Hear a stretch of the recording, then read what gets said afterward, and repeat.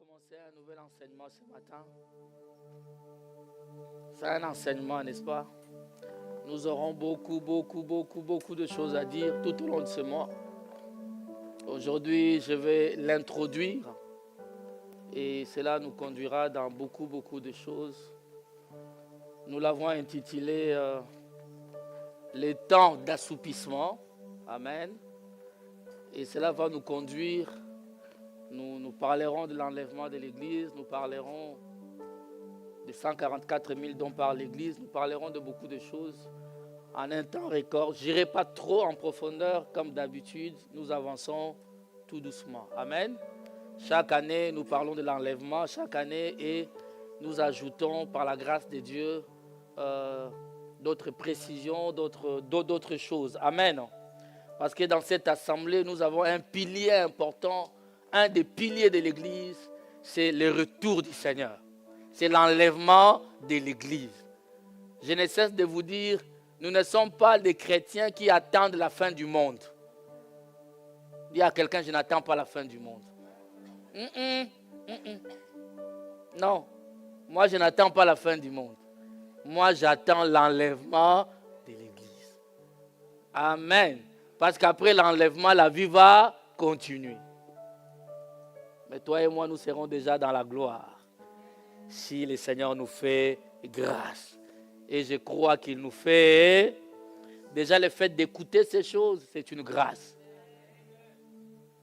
Amen. Je vous ai toujours dit qu'on ne peut pas participer à une chose dont on ne connaît pas. Il faut d'abord en entendre parler. Et que cela puisse porter la foi en toi. La foi de l'enlèvement. Croire qu'un jour, tu vas peut-être en train de dormir, tu seras peut-être au travail, tu seras peut-être en train de marcher. Une force te prendra. Amen. Et tu vas défier la pesanteur. Tu vas monter au ciel. Alléluia. Et cette force-là n'est pas à l'extérieur de toi. Cette force est à l'intérieur de toi. Donc si tu ne l'as pas à l'intérieur, tu ne peux pas décoller. Que quelqu'un me dise Amen. Gloire à Dieu. Nous allons prendre nos Bibles, les temps d'assoupissement. Nous allons prendre nos Bibles dans Matthieu chapitre 25.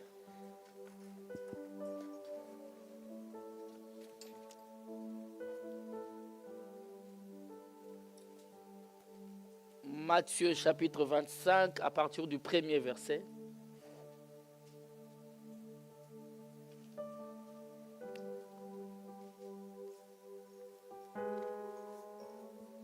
Nous l'avons trouvé?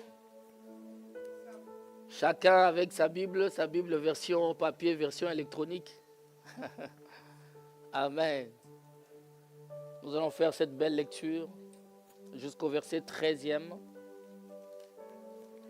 La Bible dit, alors le royaume des cieux sera semblable à 10 vierges qui, ayant pris leur lampe, allèrent à la rencontre. Vous êtes là? 5 d'entre elles étaient folles et 5 sages. Personne ne va dire Amen du côté des folles. N'est-ce pas?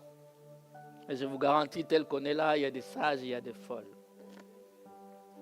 Qui se font passer pour des sages. Les folles, en prenant leur lampe, ne prirent point d'huile avec elles. Mais les sages prirent avec leur lampe de l'huile dans des vases. Comme l'époux faisait quoi? Toutes. Et la Bible dit toutes. Et les sages et les toutes s'assoupirent et s'endormirent. Et tout à l'heure, on va parler d'assoupissement, ma fille. L'assoupissement, c'est la chambre d'à côté du sommeil. L'assoupissement est voisin du sommeil. Voilà pourquoi ici dans la Bible, même on dit comme l'époux tardait, toutes s'assoupirent premièrement et puis s'endormir. La suite, au milieu de la nuit, on cria. Quelqu'un sait qu'on est au milieu de la nuit? On cria, voici l'époux, allez. Alors toutes ces vierges se réveillèrent et préparèrent leur...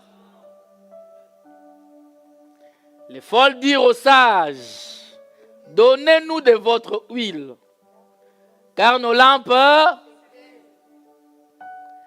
Les sages répondirent, non. Des fois quand on est sage, ça c'est pas gentil. Alléluia. Les sages répondirent, non, il n'y en aurait pas assez pour nous et pour vous. Allez plutôt chercher ceux qui en vendent et achetez-en pour vous. Pendant qu'elles allaient, dis avec moi pendant. L'époux, celle qui était prête à entrer avec lui dans la salle des noces. Et la porte fut... La personne qui a ouvert la porte est la même personne qui l'a fermée.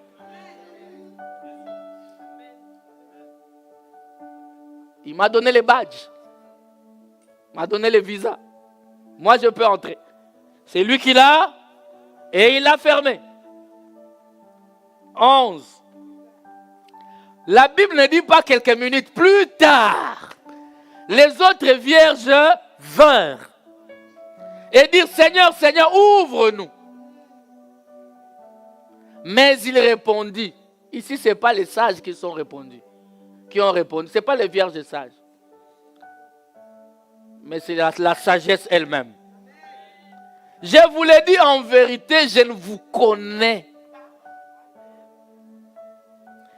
Veillez donc, dis à quelqu'un, veillez donc. Puisque vous ne savez ni les jours, ni l'heure. Quelqu'un me donne un amen bien. Nous pouvons nous asseoir. Alléluia. Père, nous bénissons ton nom. Qui sommes-nous, Seigneur, pour parler au-devant de ton peuple? Seigneur, que je me fasse et que tu parles. Que tu nous fasses du bien. Dans le nom de Jésus. Amen.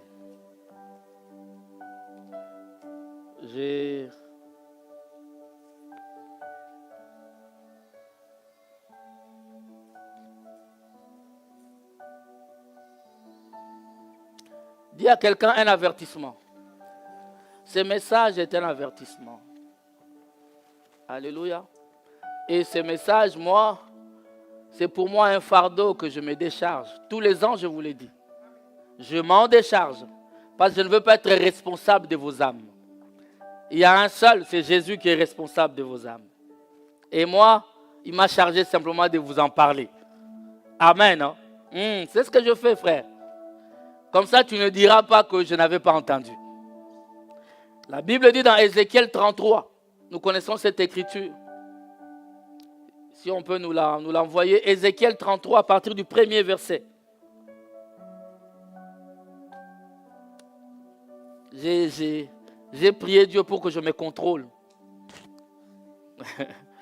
Amen. Hein? Pour que je n'aille pas dans tous les sens, que je reste concentré. La parole de l'Éternel me fut adressée en ce mot. Fils de l'homme, parle aux enfants de ton peuple. Parle à la cité du Dieu vivant. Quelqu'un est là? Et dis-leur, lorsque je fais venir l'épée sur un pays, et que le peuple du pays prend dans son sein un homme et l'établit comme sentinelle, si cet homme voit venir l'épée sur le pays, sonne de la trompette et avertit le peuple,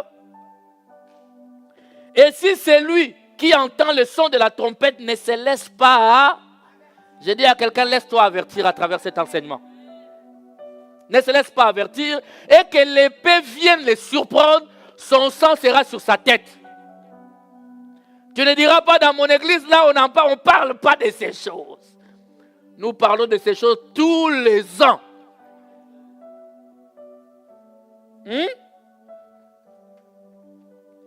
Son sang. Et si celui qui entend le son de la trompette ne se laisse pas, et que l'épée vienne les surprendre, son sang sera sur sa tête. La suite. Il a entendu le son de la trompette et il ne s'est pas laissé avertir. Son sang sera sur lui. S'il se laisse avertir, il sauvera. Je t'en supplie, mes amis, laissons-nous avertir. Arrêtons de suivre ce monde.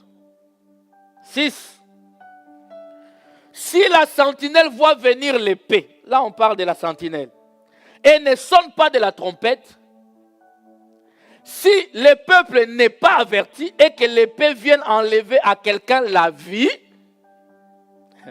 celui-ci périra à cause de son iniquité, mais je redemanderai son sang à la sentinelle. Restons là. Cette écriture hier, la nuit, m'a bouleversé. C'est compliqué. Si tu es averti et que tu ne te laisses pas avertir, tu ne changes pas, ton sang sera sur toi. Et la sentinelle est quitte parce qu'il a fait son... Mais maintenant, si la sentinelle ne t'avertit pas, malgré ça, tu es quand même condamné.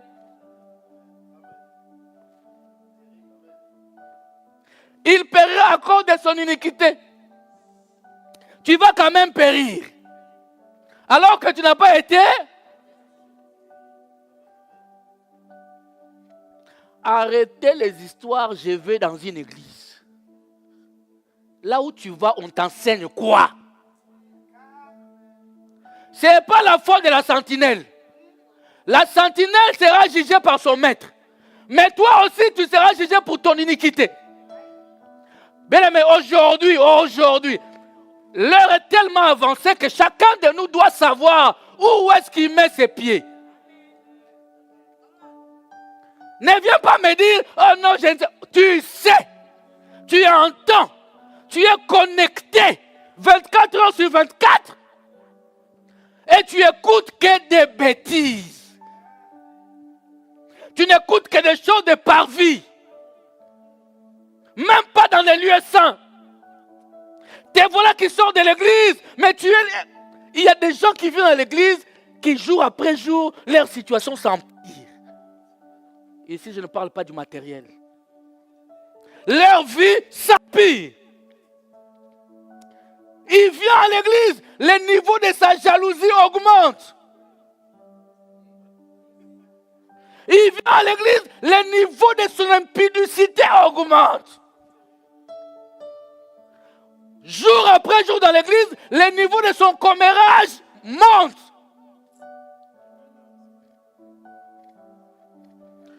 Comment les gens qui prient ensemble peuvent se retrouver dans un deuil en train de critiquer quelqu'un de l'église? Regardez-moi bien. Comment on peut vraiment se retrouver 6, 7, 10 personnes et les 10 chrétiens, personne ne dit à l'autre que on ne peut pas faire ça.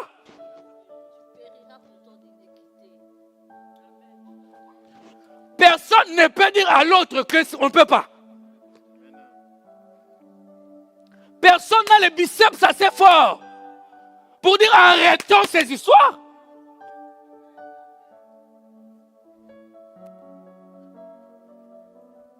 Amen. On ne se laisse pas avertir. Tu peux accuser les hommes de Dieu comme tu veux. Tu seras jugé pour... Ah, les pasteurs aujourd'hui, ils seront toujours comme tu le vois là.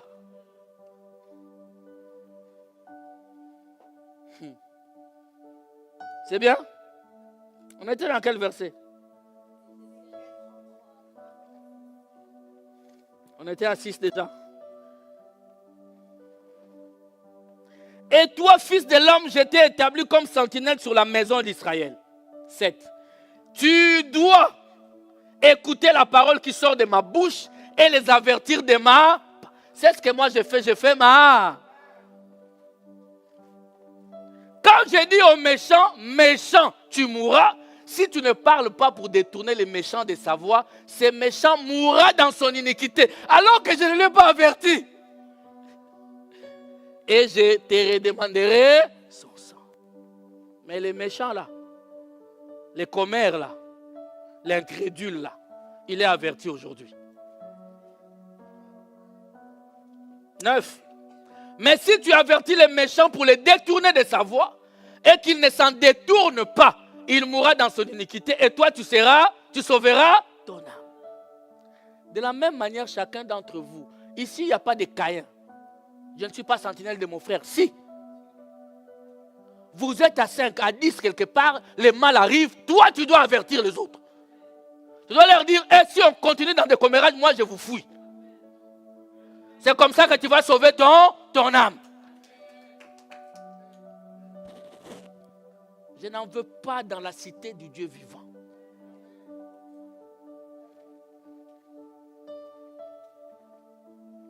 Vous savez, le commérage est une forme de lâcheté. Tu es incapable de regarder quelqu'un dans les yeux pour lui dire un lâche. Un commère est un lâche. Est-ce qu'on peut dire amen ensemble? Même si tu es commère, dis amen. C'est comme ça que tu peux être délivré.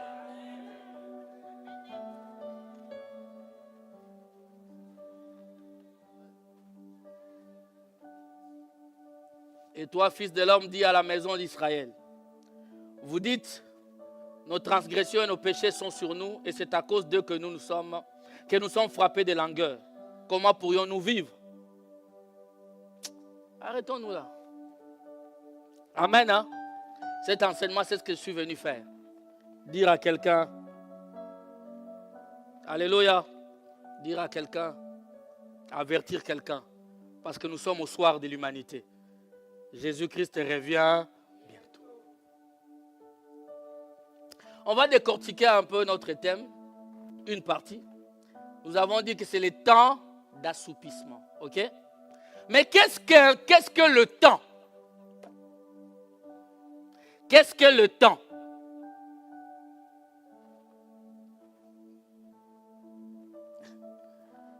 Qu'est-ce qu'on entend par le temps? Quand tu dis je n'ai pas le temps, j'ai le temps. Qu'est-ce que tu entends par le temps?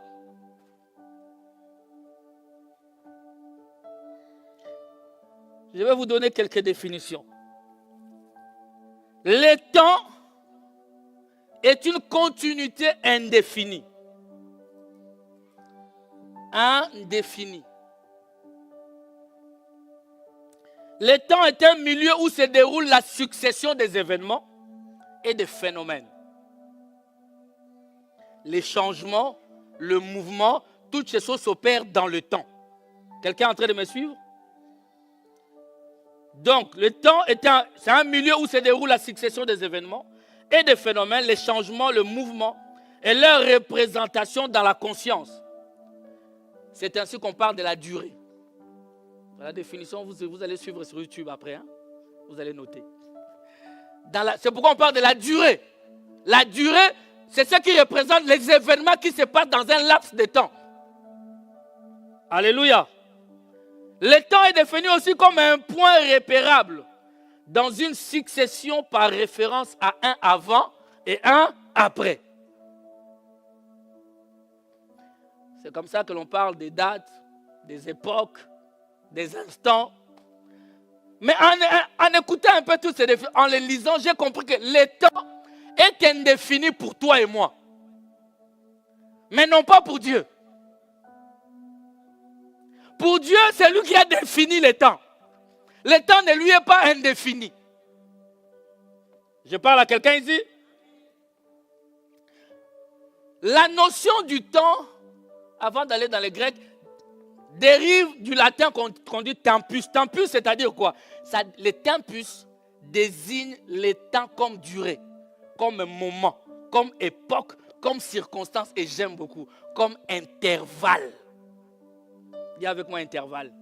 Parce que c'est là qu'on va voir l'intervention de Dieu dans ce que lui-même il a créé comme un intervalle. Amen. Dans Genèse chapitre 1, les versets 1 et 2, on peut nous l'envoyer. Au commencement. Le commencement est un temps. Alléluia. Lorsque nous parlons du commencement, nous avons la notion du temps. La Bible commence par « au commencement ». Dieu créa les cieux et la terre. La terre était informe et vide. Il y avait des ténèbres à la surface de l'abîme et l'Esprit de Dieu se mouvait au-dessus des eaux. La notion du temps ici, Dieu nous fait voir qu'il y a un début. C'est-à-dire qu'il y a un alpha. La même manière dans Jean chapitre 1er, les versets 1er, nous connaissons cette écriture. Au commencement était la parole. La parole était avec Dieu et la parole était...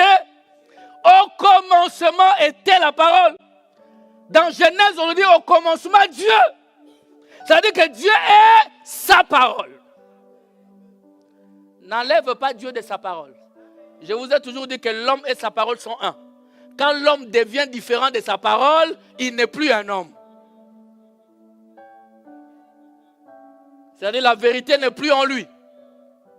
L'homme doit être un avec sa parole. Ne promets pas la tour Eiffel si tu ne peux pas. Donnez-moi un amen bien. Au commencement était la parole était avec Dieu et la parole était Dieu.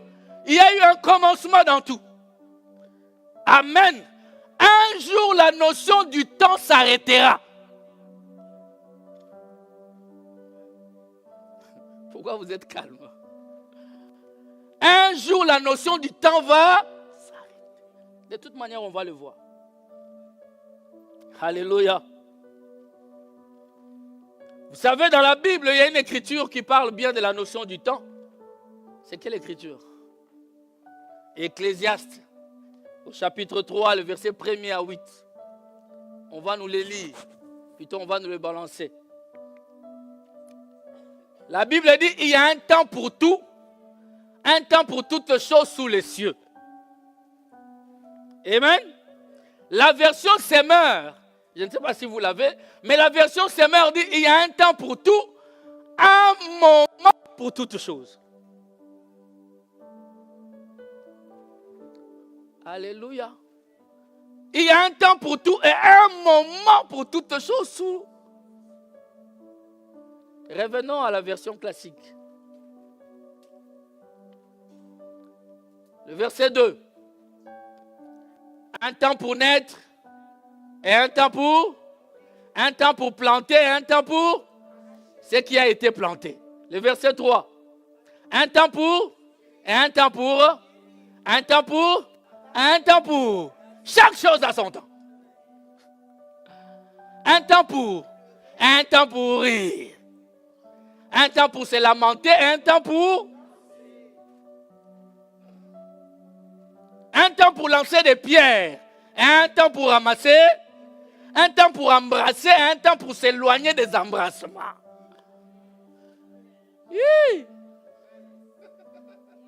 On va parler aujourd'hui, hein? Un temps pour chercher, un temps pour perdre, un temps pour garder, un temps pour déchirer, un temps pour se taire, un temps pour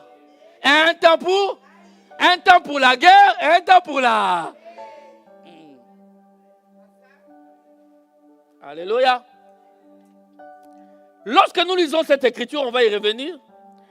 Le temps tel que défini ici est linéaire, indéfini. Mais il y a des moments fixés par l'Éternel dans les temps.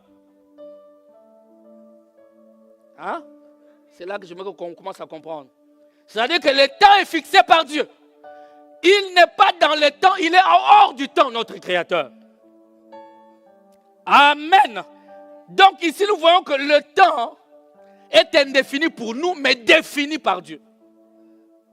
Le temps est un intervalle. Le temps commence et finira. Le temps est linéaire. Mais dans le temps, il y a des moments. Des moments pour planter, des moments pour détruire. Des moments pour rire, des moments pour pleurer. Ce sont des moments dans le temps. Qu'on peut aussi appeler, ces mêmes moments sont appelés aussi temps. Mais par rapport au temps tel que défini, ce sont des petits temps dans le temps. C'est ce qu'on appelle des moments. Des extraits de temps. Aïe. C'est clair? Des extraits de temps. Donc nous sommes en train d'accomplir des moments dans le temps. Est-ce que tu es là ou pas? Et j'aime bien le grec définit bien les chronos et les kairos. Les chronos, c'est le temps. Les kairos sont des moments. Des moments fixés par Dieu. Parce que chronos, c'est un dieu grec, soi-disant le maître des temps.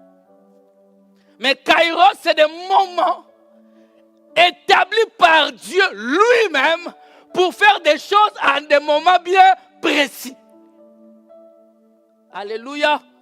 Voilà pourquoi nous pouvons dire, c'est le temps de Dieu.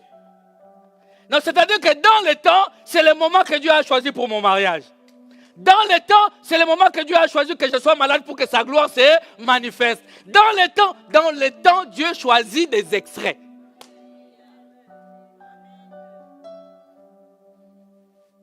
Est-ce que vous êtes là? Raison pour laquelle vous allez voir dans Marc chapitre 11, si nous commençons au verset 12.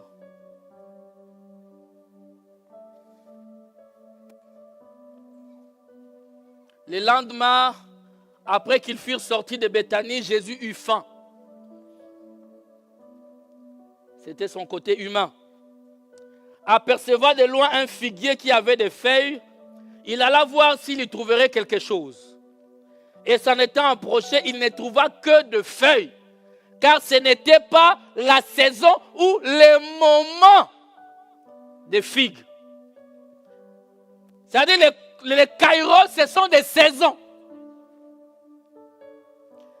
Saison, ma saison, saison de mariage, saison. Amen. Mais tu peux traverser des galères terribles. Tu peux être dans la vallée de l'ombre de la mort. Mais si c'est la saison de Dieu que Dieu a choisie pour que tu sois dans le désert, rigole. Réjouis-toi. Parce que je ne traverse pas ça seul. Il est avec moi. Je suis dans sa volonté. Que quelqu'un me donne la main, bien. Je suis dans sa volonté. La Bible dit au verset 14, prenant alors la parole, il dit que jamais personne ne mange de ton fruit. Et ses disciples l'entendirent. Alléluia. Quand nous allons au verset 20 du même chapitre, le matin en passant, les disciples virent les figuiers séchés jusqu'aux racines. Alléluia. Pourquoi j'ai lu le verset 20? Frère, un temps s'est passé entre ce que Dieu a dit et l'accomplissement de ce qu'il a dit. Amen. Tout ce qu'un enfant de Dieu a à faire, c'est de croire à ce que Dieu dit. Le timing de l'accomplissement, c'est Yehoshua lui-même.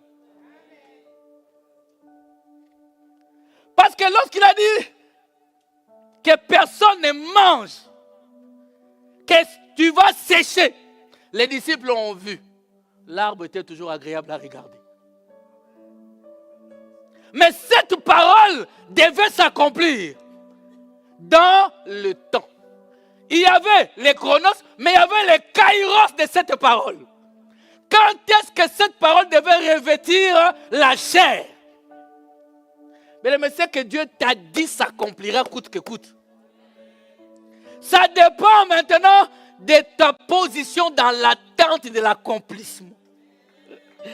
Alléluia. Pierre se rappelant de ce qui s'était passé, dit à Jésus, Rabbi, regarde les figuiers que tu as maudits à sécher. Jésus prit la parole et leur dit, ayez foi en Dieu. Je vous le dis en vérité, si quelqu'un dit à cette montagne, ôte-toi de là et jette-toi dans la mer, et s'il ne doute point en son cœur, mais croit que ce qu'il dit arrive, il le verra s'accomplir. Il n'a pas dit que quoi que ce qu'il dit arrivera. Est-ce que vous êtes là ou pas? Quand Dieu dit, tu vas te marier, toi crois que ça arrive. La foi ne se conjugue pas dans le futur. C'est dans le présent. Si tu veux voir dans le futur, tu dois croire dans le présent. Si dans le présent, tu n'as pas cru, cela ne s'accomplira pas dans le futur. La notion du temps est importante. Alléluia. Le verset 24, il leur dit d'ailleurs, c'est pourquoi je vous dis, tout ce que vous demanderez en priant, croyez que vous l'avez et vous le verrez. Croyez dans le présent pour voir dans le futur. Alléluia. Le kairos, c'est le temps marqué par Dieu. Le temps que Dieu a marqué pour accomplir des choses. Vous êtes là? Romains chapitre 5, le verset 6e, la Bible dit, car lorsque nous étions encore sans force, Christ au temps marqué, alléluia, est mort pour des impies. Est-ce que je peux dire quelque chose ici? Christ au temps marqué. Lorsque Dieu crée Adam et Ève, lorsqu'ils tombent dans le péché, comme vous le savez, frère, moi je suis de ceux qui croient que les péchés ne peuvent pas m'empêcher de venir à Dieu. Non, tu ne m'as pas compris. Non. Parce que notre père Adam, vous êtes là? Il a péché. Il a fui. Mais Christ est venu au lieu du rendez-vous. Adam, où es-tu? Adam, où es-tu? Pendant que Dieu me cherche parce que j'ai péché, toi tu m'accuses. Hé, qui accuse? Quel est l'accusateur?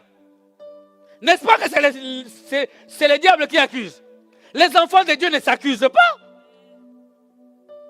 Pendant que Dieu est en train de chercher, où est cet impudique là? Où est ce menteur là? Toi dans l'église, tu m'accuses, tu me chasses. Contradiction. Dieu descend à Adam. Adam dit, hey, je ne suis plus digne. Non, mais c'est moi qui peux te rendre digne. Oh my God. Ne soyons pas des accusateurs. Il n'y a qu'un seul accusateur, c'est le serpent. Adam, où es-tu? Qu'est-ce qui est arrivé? Qui t'a dit? La femme que tu m'as donnée. Vous savez, là, Adam nous fait voir même qu'il ne croyait pas à la réponse d'Ève, quand Ève lui a dit c'est le serpent. Ève, qu'est-ce qui s'est passé? Les serpents. Comme je vous dis souvent, les serpents, lui, on ne lui a pas demandé pourquoi. Il n'y a pas de dialogue avec les serpents. Ne donne pas le micro aux serpents à l'église. Ah, dis-moi, c'est ma tante qui m'a maudit. Non, les serpents, on ne lui donne pas la parole. C'est un menteur. On ne lui donne pas la parole pour qu'il dise quoi? Alléluia. Et là, le Seigneur lui dira, la sémence de la femme t'écrasera quand? Il y avait un temps marqué par Dieu pour cela. Mais quand Dieu dit quelque chose dans le temps, il y a un moment bien indiqué pour que la chose s'accomplisse. De la même manière, les serpents étaient là connaissant Dieu plus que toi et moi. Ils savaient que ce que cet homme a dit, ça va m'arriver. Mais quand, je ne sais pas. Donnez-moi un amen, mes bien-amis. Je veux que nous comprenions la notion du temps. Alléluia. Parce qu'il y a un temps pour exaucer. Au temps marqué, je vous exaucerai. Il y a des temps pour exaucer. Tout ce que nous devons faire parce que nous ne connaissons pas, c'est de prier, c'est de prier. Le temps d'assoupissement, tu dois connaître. Est-ce que sommes-nous dans un temps où nous devons dormir? Alléluia. Quelqu'un est avec moi? Quand nous prenons Actes des Apôtres, chapitre 1, le verset 6 et 7, je vous donne beaucoup d'écritures, j'en donnerai encore davantage dans les dimanches à venir. Actes des apôtres, chapitre 1, 6. Alors les apôtres réunis lui demandèrent, Seigneur, est-ce en ces temps que tu rétabliras le royaume d'Israël? Ils lui demandaient, est-ce qu'en ce moment-là, parce qu'il leur parlait des signes du temps de la fin, de son retour. Le verset 7, il leur répondit, ce n'est pas à vous de connaître le temps ou le moment que le Père a fixé de sa propre autorité. Alléluia. Est-ce que la notion du temps est en train de rentrer? 1 Thessaloniciens chapitre 5.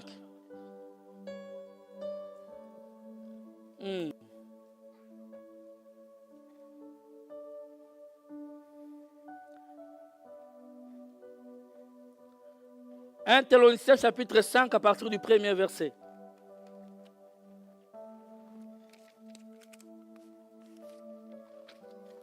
Alléluia. Toujours en parlant des signes du temps, il dit, pour ce qui est des temps et des moments, vous n'avez pas besoin, frères, qu'on vous en écrive. Car vous savez bien vous-même que le jour du Seigneur viendra comme un voleur. Hein, mes amis? Le Seigneur viendra comme un voleur dans la nuit.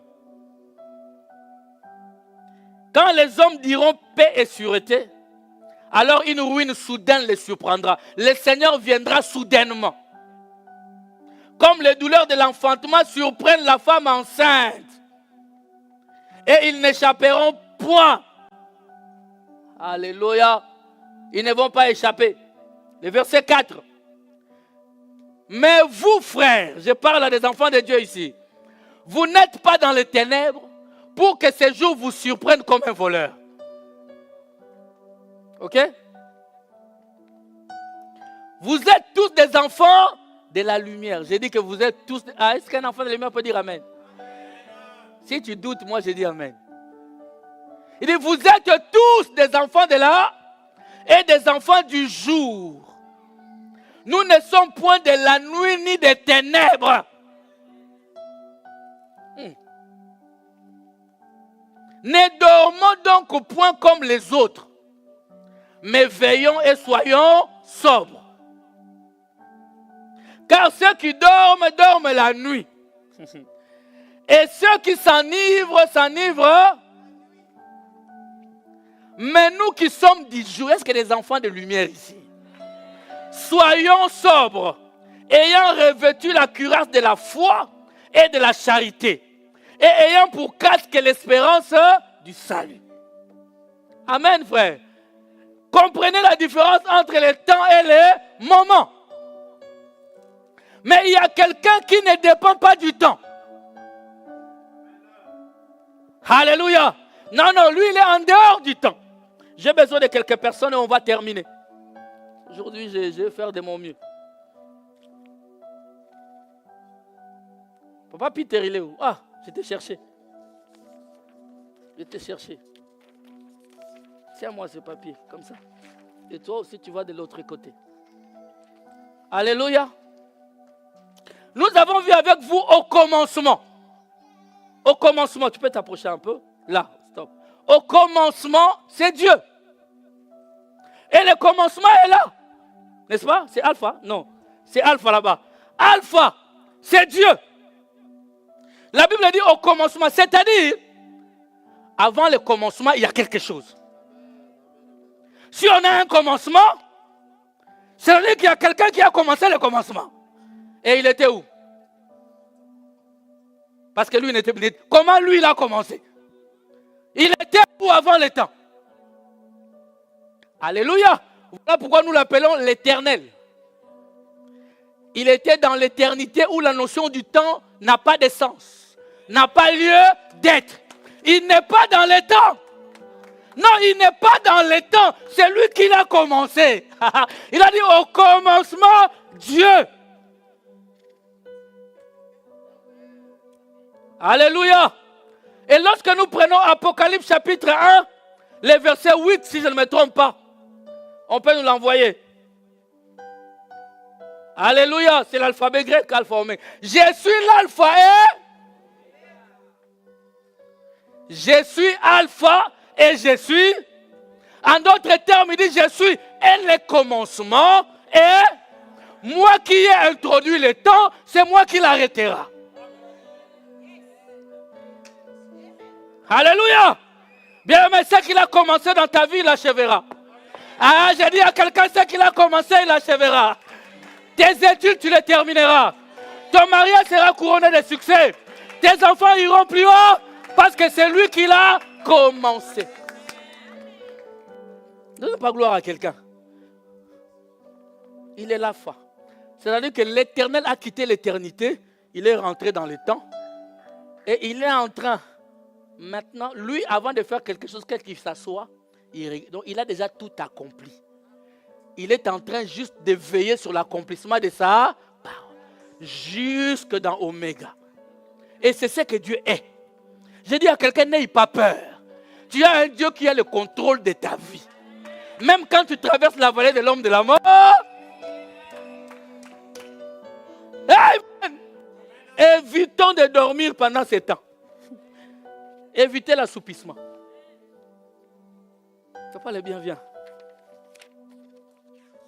Bien, mais dans ce temps maintenant, nous avons... Tu peux tenir, regarder le public s'il te plaît. Dans ce temps, nous avons un moment où tu peux tomber. Qui n'a jamais tombé ici? Qui n'a jamais dit, moi j'ai trébuché? Moi premier, ça m'est arrivé. Alléluia. Alléluia. Vous savez, frères et sœurs, il y a certaines réputations. C'est Dieu seul qui veille sur nous. Parce que s'il étale seulement, tu ne vas plus pointer les doigts les autres. C'est seulement parce que toi, tu as grâce. Il prend tes bêtises, il met sous la table. Il dit, lui là, on ne l'aura pas. Parce qu'il s'agit d'alliance, frère. Il y a alliance et alliance. Tu arrêteras de pointer du doigt aux gens. Tu vas t'arrêter, de toi-même. Il y a un temps pour tomber. La Bible dit, tu peux t'avancer ici s'il te plaît. La Bible dit, les justes tombera, il se relèvera. Il y a un temps pour ça. Tu peux venir mon fils là-bas. Il y a un temps pour se relever frère. Tu ne tomberas pas toujours. Nous sommes des gens qui quand nous tombons, nous nous relevons. Et quand nous nous relevons ici, nous continuons. Je ne tombe pas, je reste là en train de pleurer. Non, frère. Nous tombons, nous nous relevons. Toi qui te moques de moi ici, si tu restes ici, moi je vais te regarder de là-bas. Je suis déjà debout. Donnez-moi un amen bien. Donnez-moi un amen bien. Alléluia. Héritier, viens.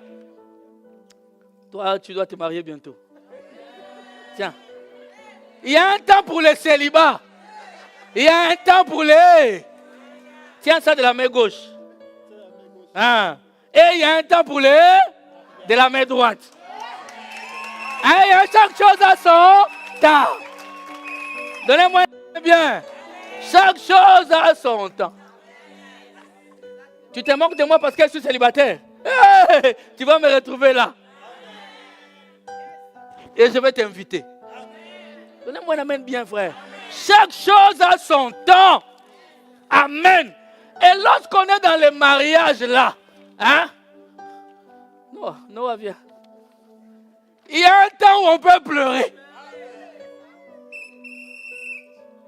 Il y a un temps où tu peux. Qui n'a jamais pleuré? Même si on ne voit pas les larmes, mais les cœurs. On ne voit pas les larmes ici, mais les cœurs. Encore nous les sensibles ici là. Les robinets qui descendent. Bouh. Donnez-moi un amen. Il y a un temps pour pleurer. Amen. Un temps pour... Yaeli, viens. Toi aussi, viens. Fais vite. Laisse les bébés là dehors. Ouais, parce qu'ils aiment trop le... Ouais, voilà, c'était lui. C'était Jonah, il lâche jamais Élie. Allez. Il y a un temps pour pleurer, mais il y a un temps aussi pour rire. Ah, bien-aimé, toi qui as longtemps pleuré, je déclare. Ah, il doit avoir un temps pour rire dans ta vie. Non, désormais tu vas commencer aussi à sourire. Tu as longtemps pleuré. La maladie t'a fait pleurer. Le célibat t'a fait pleurer. Il y a des situations qui t'ont fait pleurer. Je déclare, le temps de rire est venu aussi. Au nom de... Il y a un temps, bien-aimé, il y a un temps, il y a un temps. Il y a un temps. Amen. J'allais continuer. Il faut que je continue. Hein? Il faut que je continue. La Bible dit qu'il y a un temps pour tuer. Et la Bible dit qu'il y a un temps pour guérir.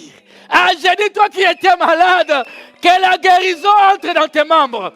J'ai dit que la guérison entre dans tes membres, que désormais en sortant d'ici, que tu dises, j'ai été guéri. C'est la parole de Dieu, frère. Nous sommes des enfants de Dieu appelés à la guérison. Dans ces alpha et oméga, Dieu a prévu à un moment donné que tu sois ici. Mais il a aussi dit que tu sois guéri. Où est-ce que j'ai mis ça même? Guéri là-bas. Allons-y. Non, c'est moi qui ai commis une erreur là. Attends. Mes papiers sont tellement beaux. Quelqu'un est avec moi? Et la Bible dit qu'il y a un temps pour naître. Non, je peux aller là-bas. Il y a un temps pour naître. Mais il y a aussi un temps pour mourir. Bien-aimés, nous ne sommes pas éternels sur cette terre. Tu te lèves le matin, tu te laves bien, tu te maquilles. Matin après matin.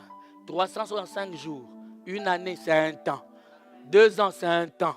3 ans, ce sont des temps. Mais sache qu'un jour, mourir, ça va t'attraper.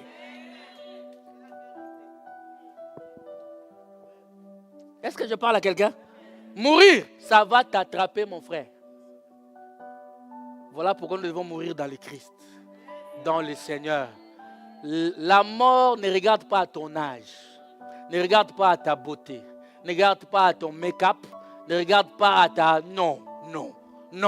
Que tu aies des rouges à lèvres violets ou rouges, la mort va t'attraper. Que tu aies des cheveux jaunes ou bleus, la mort va. Mais quand il va t'attraper, ce sera dans quelles conditions? C'est ça la question. Tu es d'accord avec moi? C'est ça là.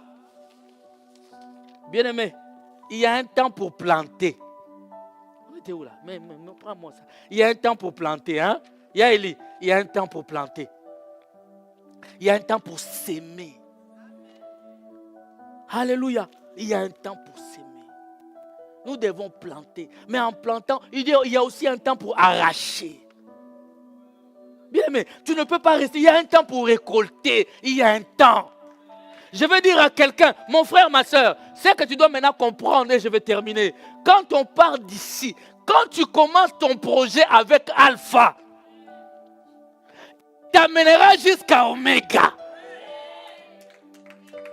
Ton problème, c'est que tu commences sans lui. Bien aimé, tu commences, mais sans celui qui s'appelle le commencement. Et maintenant, au milieu ici, ça patauge. Tu commences à l'appeler, lui, il ne bouge pas. Lui, il est Alpha. Il t'attend dans Oméga. Je vais vous dire, frère, dans la vie, les choses ne sont pas faites que je commence directement, j'arrive. Le temps est linéaire. Alléluia. Il y a eu un Dieu. Nous terminons. Un Dieu, Papa Peter, qui est rentré dans le temps. Alléluia. Et après, il est sorti du temps en contrôlant le temps. Est-ce que tu comprends, mon Dieu? Il est rentré dans le temps. Après 7 jours, le 7e jour, il se reposa. Il rentre dans l'éternité. Mais de là où il est, la Bible dit le ciel est son trône, la terre est son marché. Il marche encore avec nous, il contrôle le temps. Tout en étant plutôt en dehors du temps. Il n'y a que lui qui contrôle le temps. Je dis à quelqu'un, faisons confiance à celui qui a créé le temps, celui qui contrôle le temps et tous les moments du temps. Non, il a créé le temps. Il le contrôle. Tous les moments du temps sont entre ses mains. Je dis à quelqu'un, faites confiance à l'Éternel. Est-ce que quelqu'un peut acclamer l'Éternel très fort? Allez, vous pouvez déposer les papiers, s'il vous plaît. Alléluia. Amen. Est-ce qu'on peut se lever dans la présence de Dieu? Pour aujourd'hui, on s'arrête là. Je voulais que nous comprenions la notion du temps. Amen. Pendant qu'on est debout, est-ce qu'on peut nous envoyer